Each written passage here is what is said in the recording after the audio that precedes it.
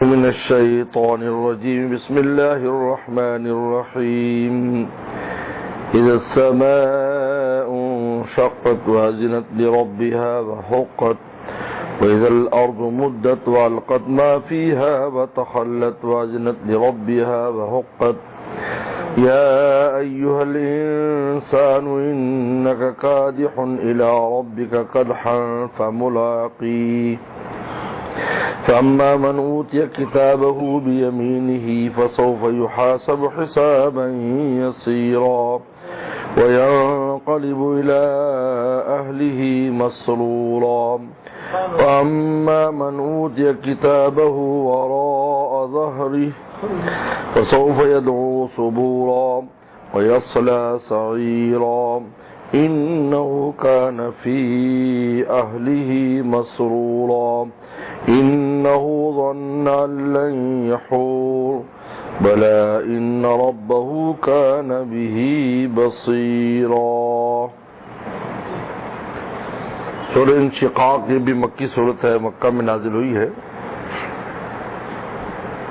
اس میں بھی قیامت کے حالات کا بیان ہے کہ عالم علوی اور عالم سفلی تباہ و برباد ہو جائے گا، نہ وہ آسمان رہے گا نہ وہ زمین رہے گی، اور یہ پہلا نفخہ اور سور جب پھونکا جائے گا اس وقت ہوگا.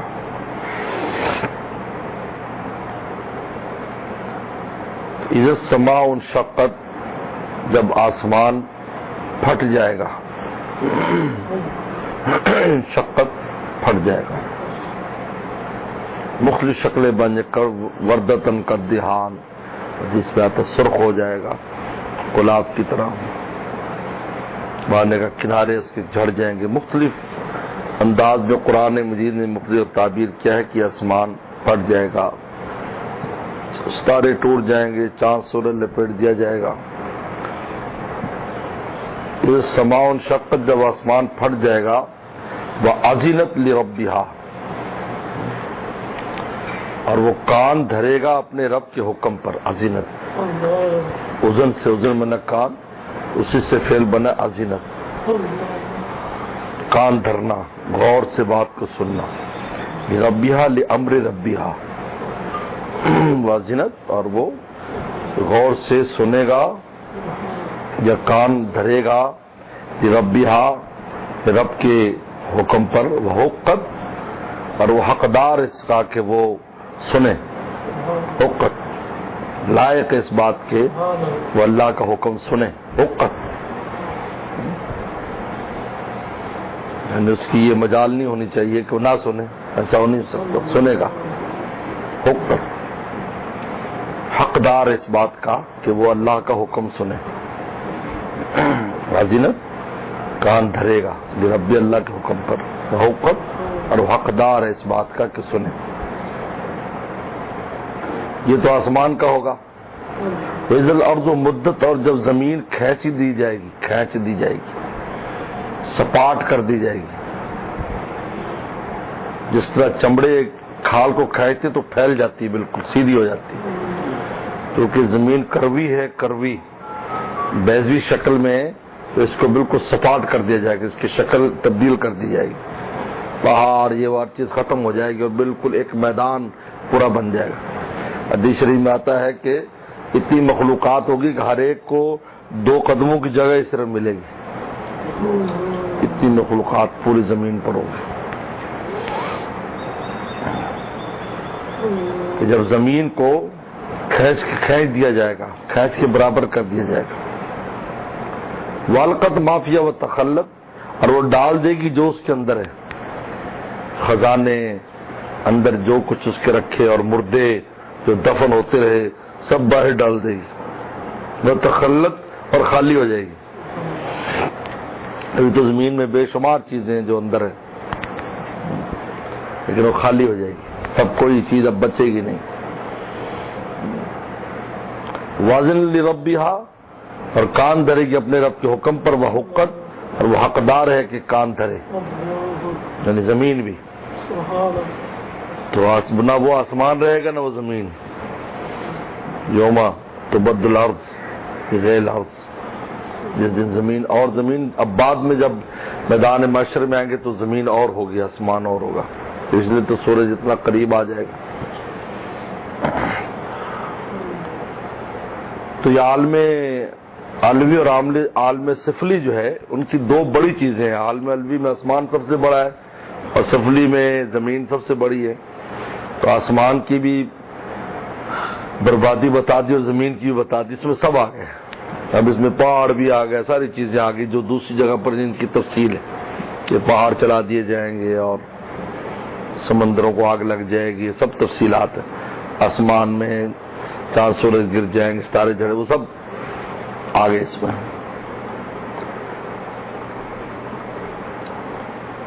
اب یہ ایجاز شرطیہ، اس کی جزا معذوف ہے کہ اب تم خود غور کرو کہ اس دن کیا حال ہوگا بھائی۔ ایجاز شرطیہ ہے، اس کی جزا کیا ہے کہ اس طرح تو ہوگا، پھر کیا ہوگا وہ آگے آنے والی بات سے کچھ سمجھ میں آ جاتا ہے جواب۔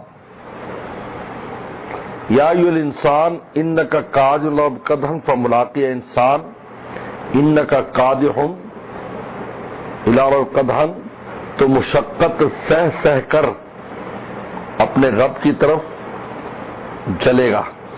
قادح، قدح کہتے کسی کام میں انتہائی کوشش کرنا، کوشش میں انسان۔ انک قادح الی ربک، کہ تو اپنے رب تک جانے کے لیے بہت مشقت برداشت کرے گا، فملاقیہ، پھر جا کر اللہ سے ملے گا۔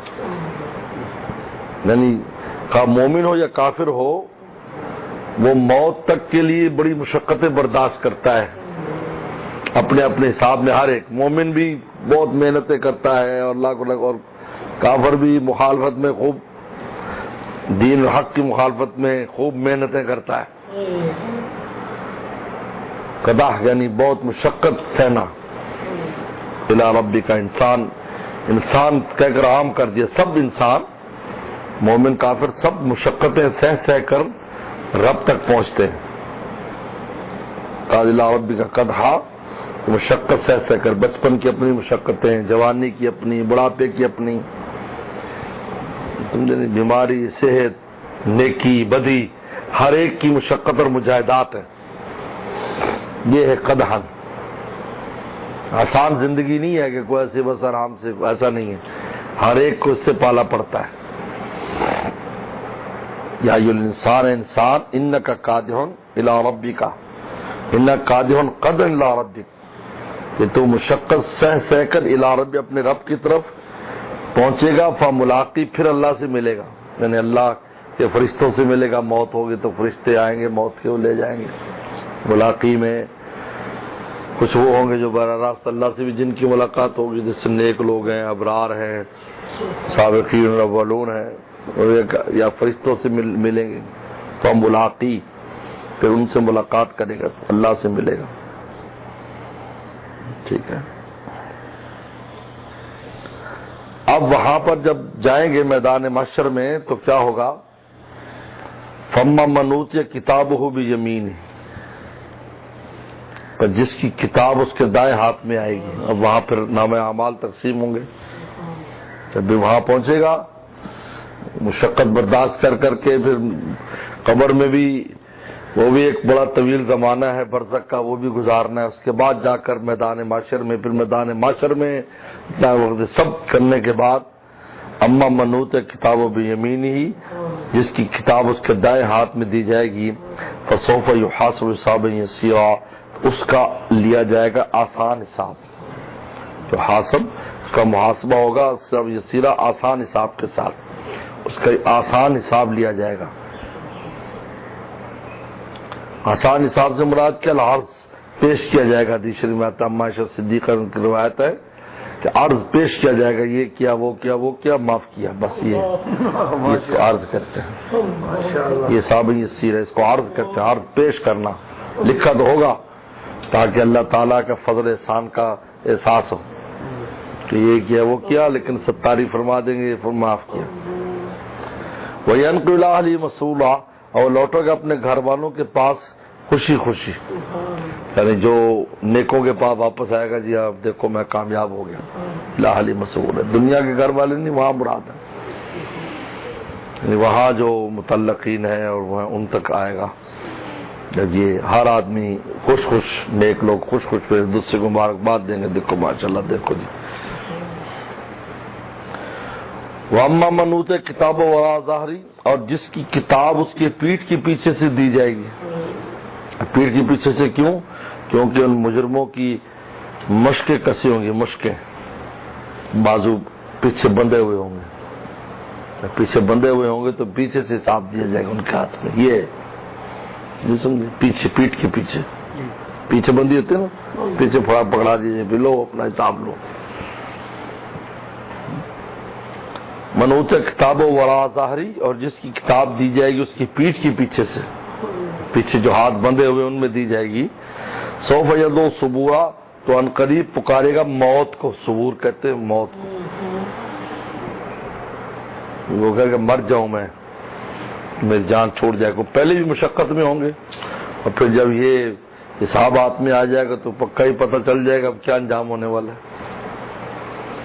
وَيَصْلَىٰ سَعِيرًا، اور داخل ہوگا وہ دوزخ میں. صغیرہ صغیر آگ، یصلیٰ داخل ہونا، صلیہ یصلیٰ آگ میں داخل ہونا کہتے صلیہ یصلیٰ.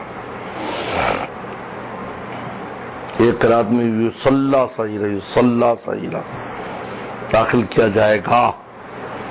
یصلیٰ میں خود داخل ہوگا، فرشتے ماریں گے جاؤ بھائی. یدعو ثبورا، پکارے گا ثبورا موت کو. ثبور موت کو کہتے ہیں. لا تدعوا ثبورا واحدا وادعوا ثبورا کثیرا. قرآن کہتا ہے ایک موت نہ مانگو، ہزاروں موتیں مانگو، موت آنے والی نہیں. انہ کان فی اہلہ مسرورا، یہ اپنے گھر والوں میں بڑا خوش تھا، یعنی نالائق بھی تھا اور پھر گھروں میں عیش آرام کرتے تھے. اپنے گھروں میں بہت خوش تھا اور اپنے فاسد محنت اور اپنی غلط محنت پر گھر میں مسرور تھا. دیکھو وہ تو ہے کہ وہ ینقل اہلی مسرورا، وہ لوٹے گا غلط خوشی سے ایمان والا. اور یہ دنیا میں اپنے آپ کو راحت اور آرام میں رکھے ہوئے تھے، آخرت میں پھنس گئے. انہ کان فی اہلہ مسرورا، یہ دنیا میں اپنے اہل سے بہت خوش رہتا تھا. اہل میں دیکھو یہ ہے وہ اپنی ایمان والوں پر تعریض، اور آج بھی جیسے ہو رہا ہے تو دنیا میں ایمان والوں کی ایذا پہنچا کر کمروں میں بیٹھ کے خوش ہوتے رہتے ہیں. دیکھو یہ کر دیا فلاں جگہ، اتنے مار دیے، اتنے مر گئے، بڑے خوش ہو رہے. ہاں وہاں جائیں گے تو کہے گا انہ کان فی اہلہ مسرورا، اپنے گھر میں بڑا خوش تھا. انہ ظن ان لن یحور، اس کا گمان یہ تھا کہ وہ لوٹے گا نہیں. یحور، یحور حار یحور میں نا لوٹنا. یہ حدیث شریف میں بڑی اہم دعا ہے، اللہم انی اعوذک من الحور بعد القور. یہ دعا مانگنی چاہیے کہ حور یعنی پہلی حالت پر گمراہی میں لوٹنا، بعد القور ہدایت پر آنے کے بعد. قور قور امامہ ہے، جب آدمی امامہ باندھ لیتا ہے تو ایک چیز مزین ہو جاتی، تو پھر جب وہ کھل کر بکھر جائے یہ تو اس کو کہتے ہیں ہدایت پر. گمراہی کے بعد ہدایت پر آ جائے تو پھر دوبارہ گمراہی میں چلا جائے. یہ اس لیے دعا مانگی اللہم انی اعوذ بکا من الحور بعد القور. لن یحور، اس کا ایک گمان تھا کہ وہ لوٹ کے نہیں آئے گا، یعنی واپس دنیا مر کرنے کے بعد کچھ نہیں، سب ایسے ختم ہے. ہندوؤں کی طرح تناسخ ہے، 1 جون جائے گا دوسرے جون میں آ جائے گا. ایسا کہتے ہیں جتنے جانور جون ہے یہ بھی انسان تھے، یہ انہیں دوسرے جونوں میں آئے ہوئے ہیں. اللہ یحور بلا، اللہ فرماتے کیوں نہیں واپس آنا تھا، کیوں نہیں بلا نفی کی پہلی چیز کی، یہ کیوں نہیں واپس آنا تھا. ان ربو کان بی بصیرا، اس کا رب اس کو دیکھ رہا تھا، خوب دیکھتا تھا. بصیرا اس کا رب دیکھ رہا تھا، تو اللہ تعالیٰ اسی لیے دیکھ رہے تھے کہ دوبارہ حساب کتاب کرنا تھا اس کا، آخرت میں لانا تھا اس کو. یہ جواب ہے اس کے اندر کہ وہ جو کہتا ہے کہ دوبارہ لوٹ کے نہیں آنا، کیوں لوٹ کے نہیں آنا؟ کہ تو نگرانی اللہ تعالیٰ فرما رہے تھے ان ربہ کان بی بصیرا، اس کا رب کان بی بصیرا، ان کی دیکھ بھال کر رہا، دیکھ رہا تھا ان کو بصیرہ. سمجھ؟ تو وہی آخرت کی مراتب اور اسی کا بیان ہے کہ کیا ہوگا آخرت میں.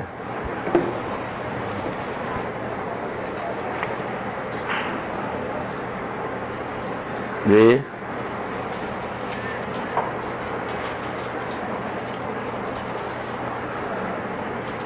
جی